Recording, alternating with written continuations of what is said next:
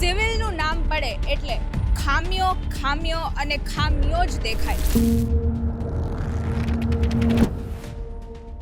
એવો જ આપણા રાજકોટની સિવિલ હોસ્પિટલનો પણ એ જ હાલ છે। જ્યારે તમે જોઈ રહ્યા છો કે એક તરફ દર્દીઓને જ્યારે એમ્બ્યુલન્સ જોતી હોય છે ત્યારે સમયસર મળતી નથી, તો બીજી તરફ એમ્બ્યુલન્સ તમે અહીંયા જોઈ શકો છો કે ધૂળ ખાઈ રહી છે।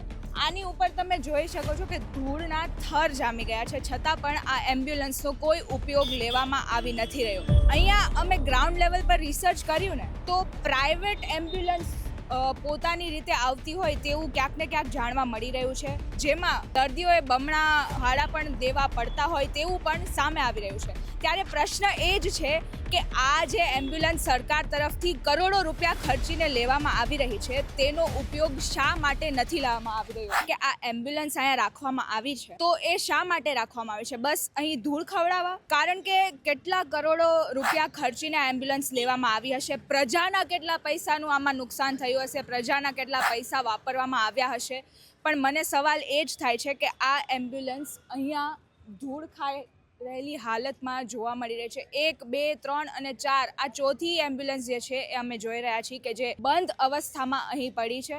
અહીંયા આ એમ્બ્યુલન્સની હાલત કહીએ ને તો બહુ જ ખરાબ છે। આનો કાચ તૂટી ગયેલો છે, આમાં ધૂળના થર જામી ગયા છે, બાવળ ચોંટી ગયા છે, એવું ક્યાંક ને ક્યાંક લાગી રહ્યું છે। આ બધી એમ્બ્યુલન્સ શા માટે બંધ અવસ્થામાં પડી છે?